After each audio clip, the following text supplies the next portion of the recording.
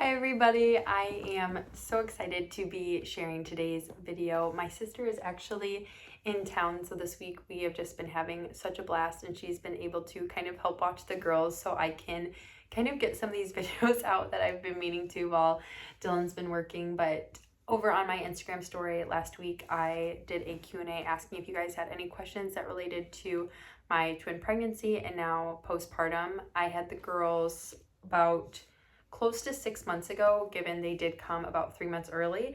So I'm just going to be answering your guys' questions and we're going to go ahead and just jump right into it. So first question, do you have a video of you finding out that you were having twins? We do not, and this is something we talk about all the time because we went into our 8-week appointment. Actually, we were shocked we were pregnant in general. We had not been trying yet. We were planning on trying very soon.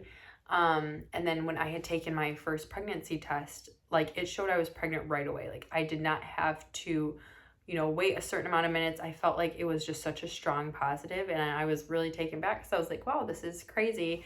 So I had called our doctor who was going to be doing the ultrasound with us. And they were like, you know what, come in a couple of weeks to have we'll consider it your 8-week ultrasound. We'll have a better idea of where you're at once you're in here. And basically I was really nervous because going into the appointment, I had been having horrible cramping. And I remember being really nervous because I had some girlfriends who were pregnant at the time. And I was like, are you experiencing this? Are you kind of getting these horrible cramps? And they were like, no, we are not. And I was getting really nervous that I could have been potentially miscarrying. So basically when we went into the ultrasound, I was really nervous, just making sure the baby was healthy. And when we were in the room, the lady who was doing the ultrasound was like, all right, we're gonna go ahead and start the ultrasound. And as she was kind of putting the little gel and the probe thing on my stomach, she was like, I'm not really getting a very good view. I'm not getting the view that I want to. I'm gonna have to do the vaginal ultrasound. And this made me really nervous because I was like, oh shoot, is she, did something bad happen? I was just my mind was racing. And literally as she did the vaginal ultrasound, she turned the camera away so I couldn't see it. And I was like, oh gosh, my mind was just racing. And she was like, yep, so it is what I thought it is. And I'm like, she goes, as you can see, here's baby A. And if I go over here, there's baby B. We were I have always wanted twins. So I literally just break out into this joyous laughter. I'm like, hallelujah, thank you, Jesus. This is incredible. And Dylan literally looked like a deer in headlights. It was honestly so funny. I am devastated we do not have this on camera. And I remember being like, babe, hello, what are you thinking? And literally he just was too stunned to speak. He did not say a single word. And even the ultrasound lady was kind of caught up guard by his silence. But no, we're just so excited and just over the moon. But the actual moment of finding out we were having twins was incredible. We left the ultrasound room and the entire front office of the ladies was were clapping and screaming, congratulating us, and it was just so incredible. So we were having such a blast with that. It was so much fun. So, do twins run in the family? I've been praying for you guys constantly. Thank you so much. Yes, they do run in our family. So my dad is actually a twin. He has a twin sister. So they are fraternal. And then Dylan's, I believe it would be considered great uncle. His grandma's brothers are twins. So Dylan does have it in a little bit more of his extended side. But my dad, yeah, he is a twin. So we knew that he didn't have twins, and if it skips a generation that, me and my siblings definitely had a very high chance to conceive twins. How many weeks were you when you went into labor? I was 26 weeks and 3 days. Your playlist from your birth story, please.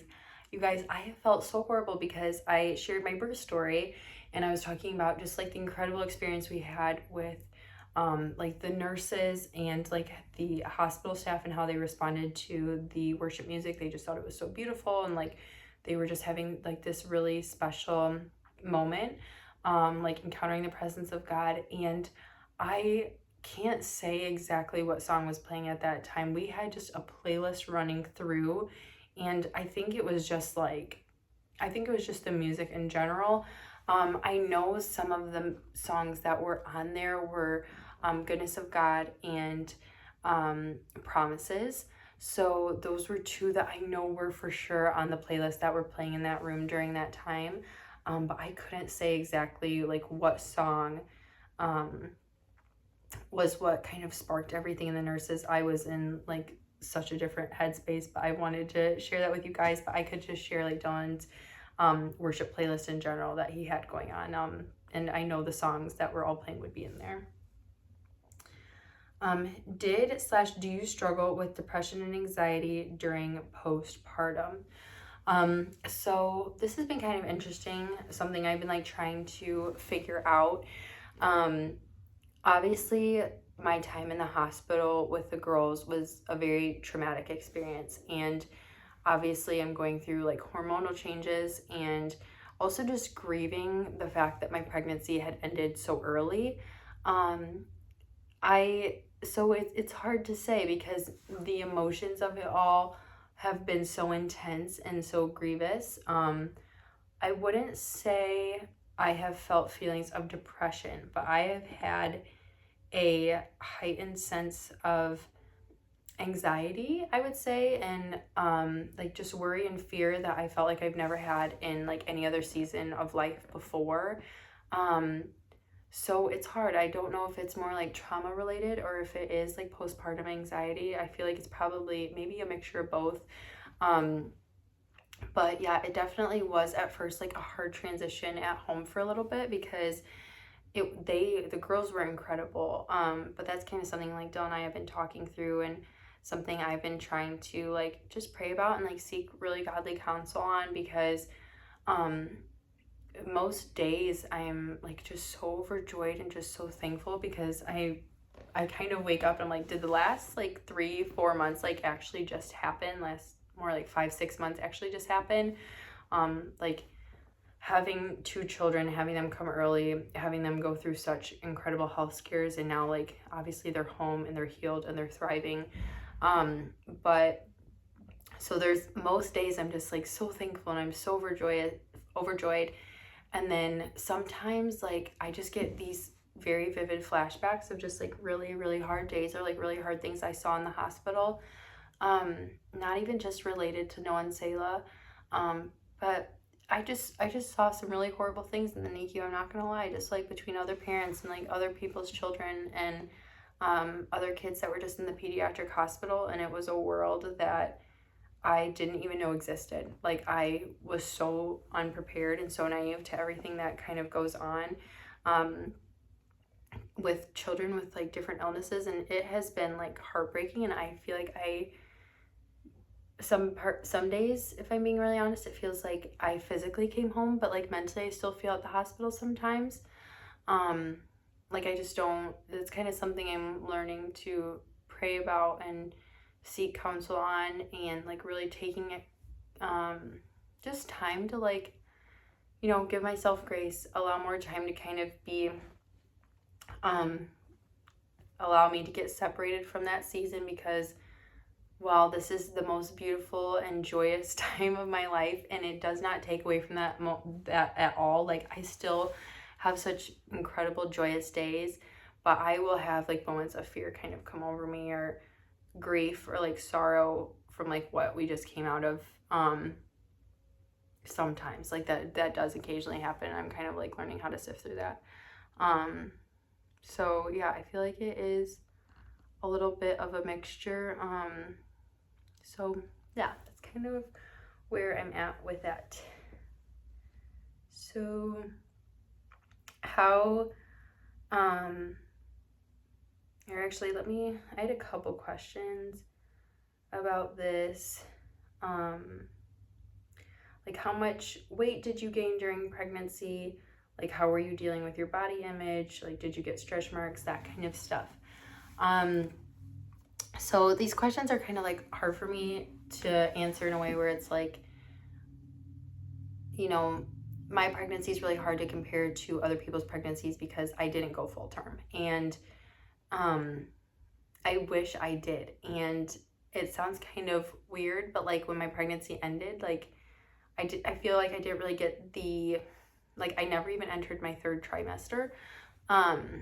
So it's hard to kind of say like these things. It's like I didn't get stretch marks. No, I didn't, but I was really anticipating that was going to happen.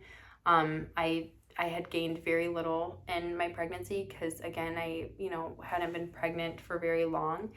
I think I gained 19 pounds in my pregnancy. But again, it ended very early.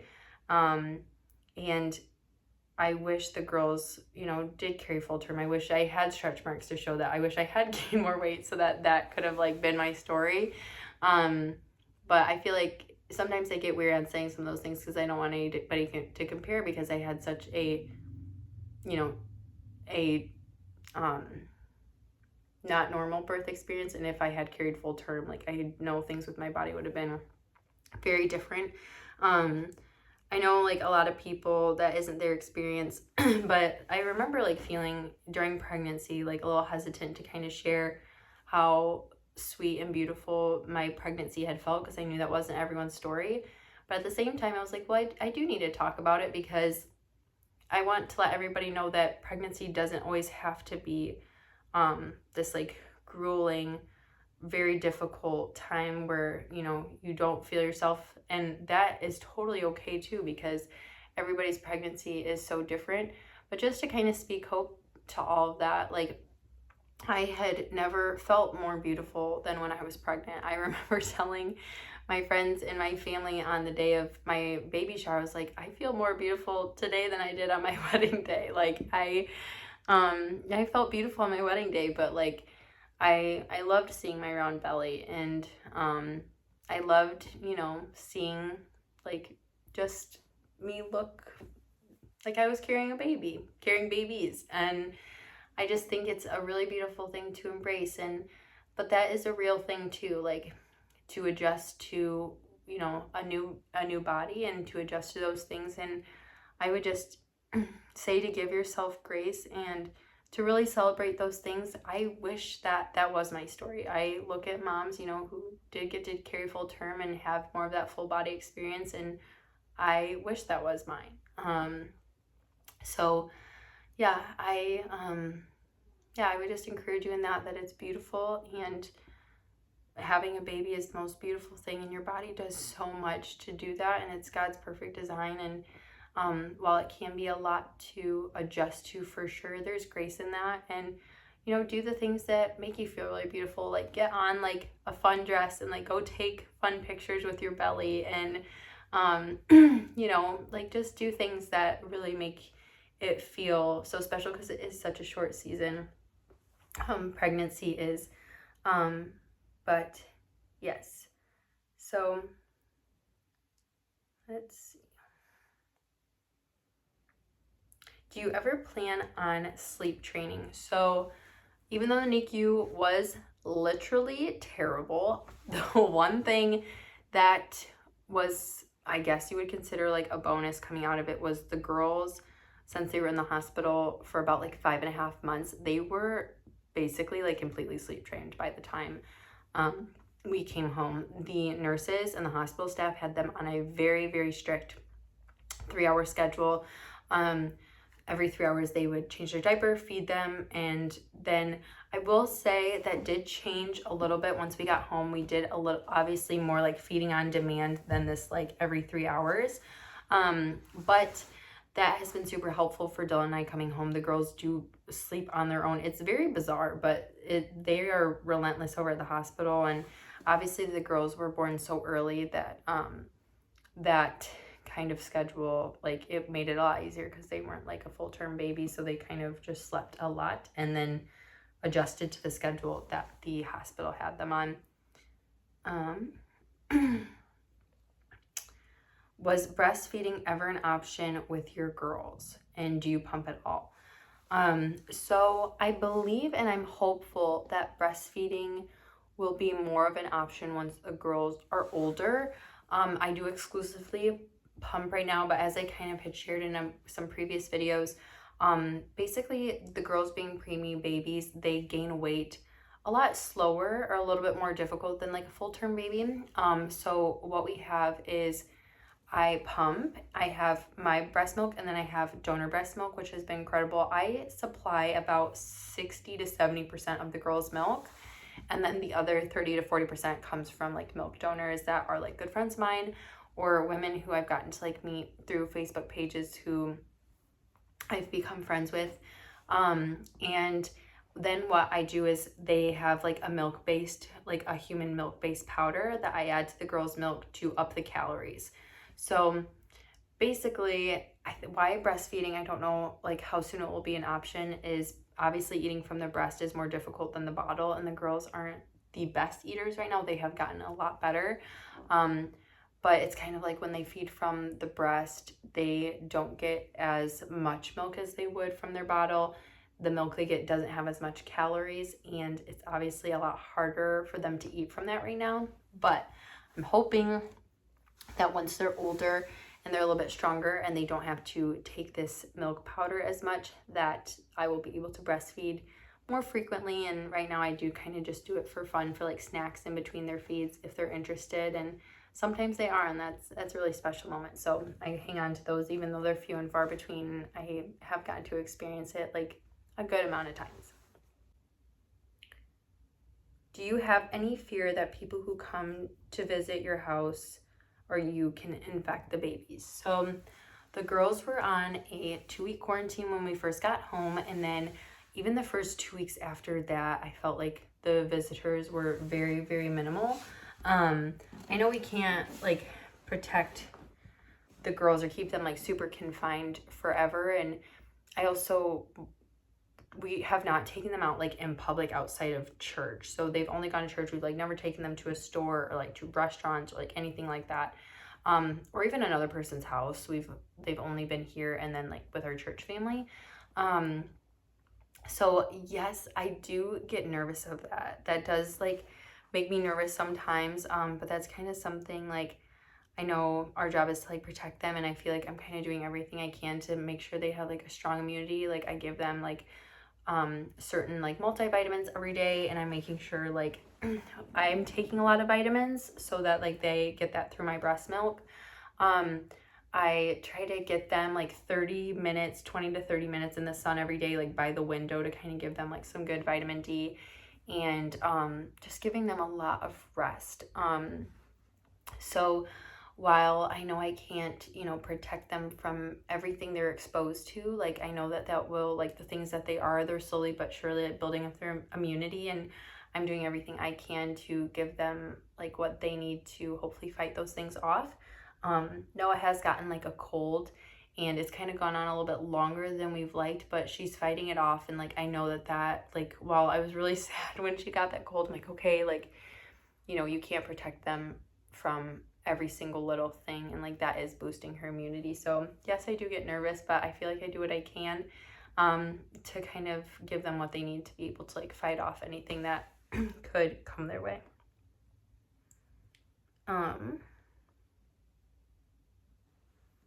How did it feel carrying twins? It was so fun. I know, like I said, I feel like I was very spoiled with my twin pregnancy. I did have some nausea, like some serious nausea between like weeks like 8 to 10 or 12.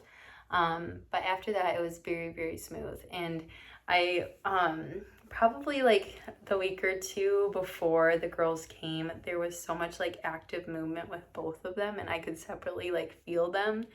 And that was like so special. It's things like that I was like really sad that like ended early, because I felt like it was such a unique and special experience, and I just had so much fun feeling them move, and it was really, really beautiful.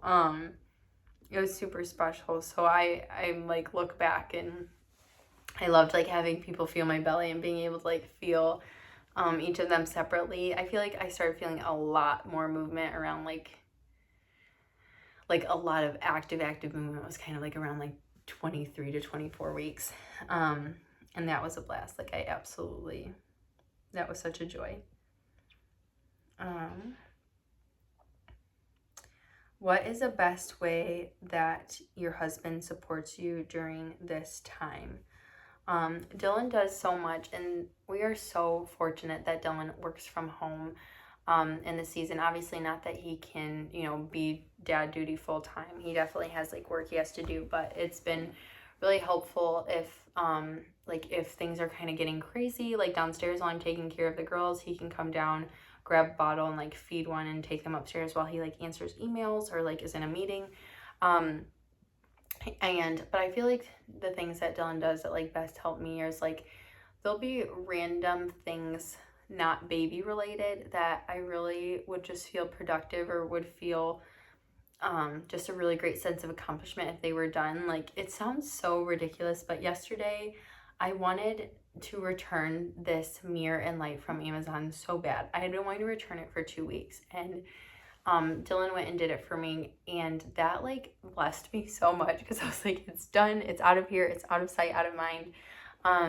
But there's been things that Dylan has done like that have like really blessed me, like doing laundry or helping with like returns or just helping clean the kitchen.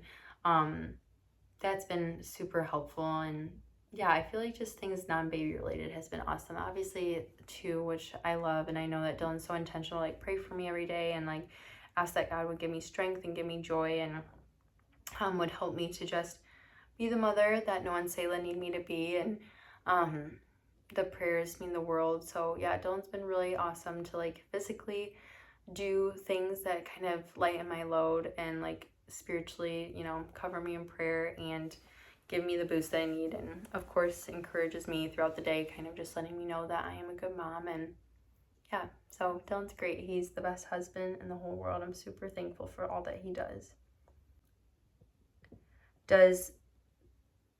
I think what they're saying is like, is the fact that you delivered early for this pregnancy scare you for your next pregnancy? That thought has definitely crossed my mind. I will say though, I think going into my next pregnancy, there's definitely things I can do to better prepare for a following pregnancy. So something that happens, what we believe happened, is that I just have a shorter cervix. So women who have a shorter cervix actually can go through a small procedure to stitch their cervix to help keep their pregnancies longer term. That was something we did not find out in my pregnancy until way later, and I was not eligible for the surgery anymore or like the procedure. So that's something like I know will be really helpful for like an upcoming surgery. For an upcoming pregnancy. So yes, the thought definitely crosses my mind. But I know that like we're praying like crazy that like I will be able to carry full term and that just won't be a part of our story again. But yeah, I mean, I think anybody would be a little nervous like going into pregnancy like after it looking like that. But what I know is that God is faithful, and we have a lot more resources and wisdom now than we did then. And it also, it could just be the fact that they were twins really always do most of the time deliver early. Obviously mine were very, very early. So I'm hoping like with a singleton pregnancy, unless for some reason I conceive twins again, should be a lot of a smoother pregnancy in Jesus' name. I hope so. How do you tell Noah and Selah apart? So Noah has less hair and a little bit of like a rounder head, and Selah has a narrower head with a little bit more hair. How do you manage to cook big dinners? I post a lot about like the meals that I make, and I've gotten a lot of questions about this, and I feel like I should definitely like talk more about this because I know that is not realistic for everybody, and I think so much of that comes from being able to have my husband at home throughout the day. I think I've also mentioned before, but my mom also lives 2 doors down from us, so I have a lot of help, which we are so thankful for, and I would not be able to do anything unless I had that. I would not be cooking. I would not be, you know, having basically any extra time. But I will go grocery shopping on like Sundays and Mondays and kind of have like everything prepped. Usually I always try to cook during the girls' little time frame that they're sleeping between like 3 or 4 to like 6 or 7. And yeah, my mom is able to come over and help watch them. My mom has even come over and like meal prepped for me, so I can just kind of like finish or like prepped like the ingredients and like everything going into the dinner beforehand, so that I can just basically go in and like throw it in the oven or throw it in like the pan and then it's done. So yes, definitely, because I have Dylan to be able to watch the girls, my mom to be able to come over and help, and then I just try to like plan out in advance as much as I can for like grocery shopping on Sundays and Mondays. Let's see.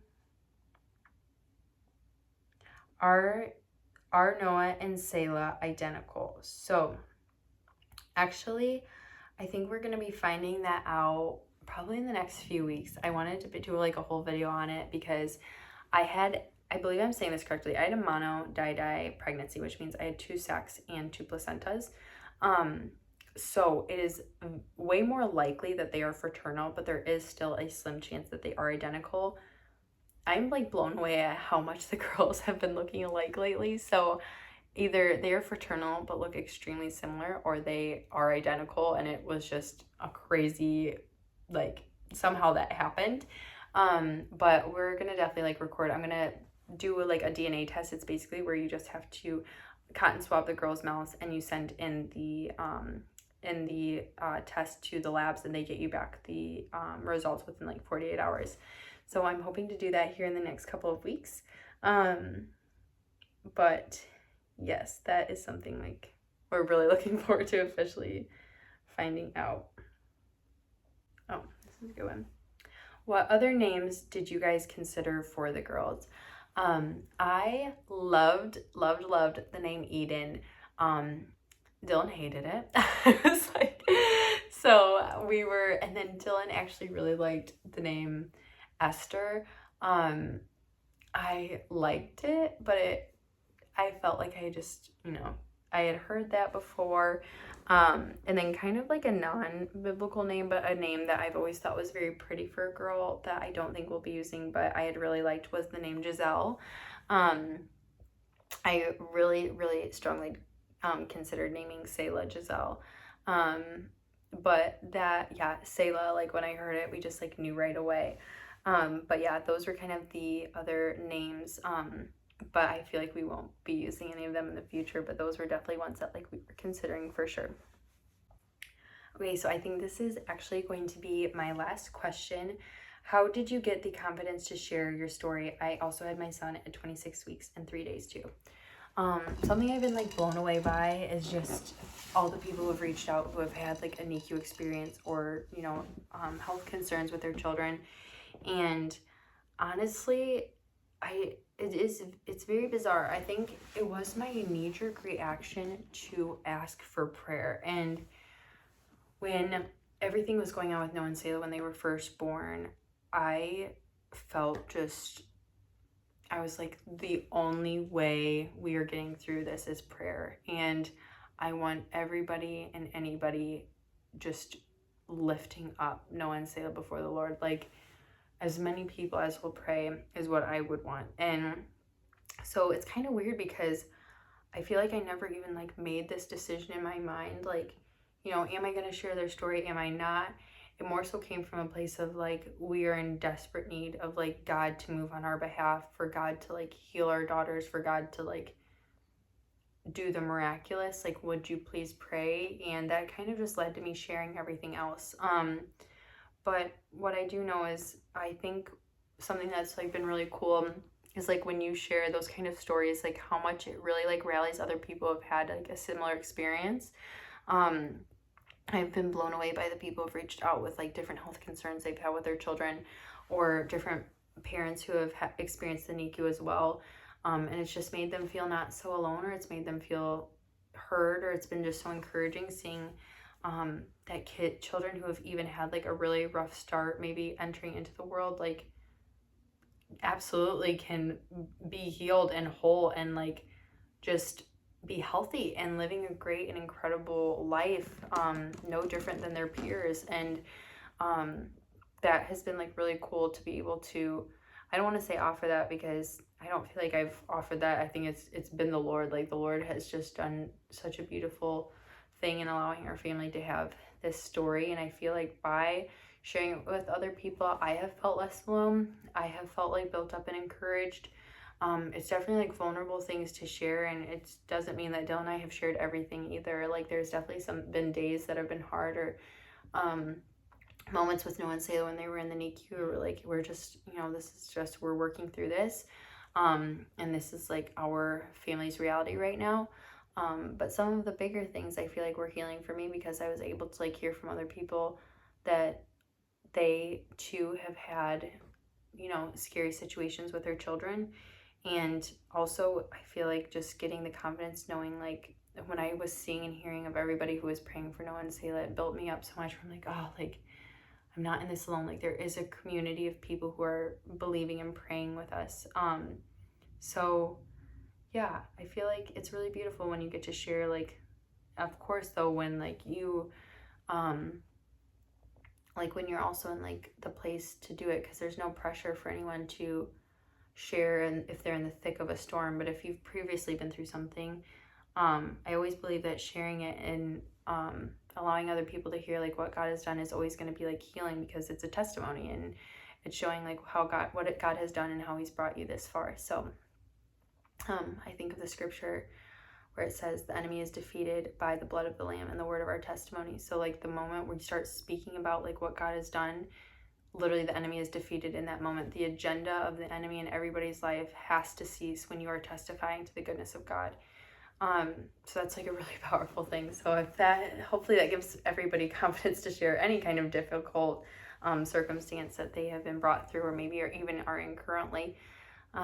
But yes, this was a little bit of a long Q&A. There was so many questions, and I actually was so excited to answer some of these. I was blown away when I had posted on Instagram. I was like, these are really awesome questions, and I'm super excited to get to talk more about this. But thank you guys so much if you have made it this far. If you have not already, be sure to click down below and hit the subscribe button, and I will continue to make videos that are sharing about our family and the girls' journey. So we love you guys. We thank you so much for your support, and we will talk to you soon.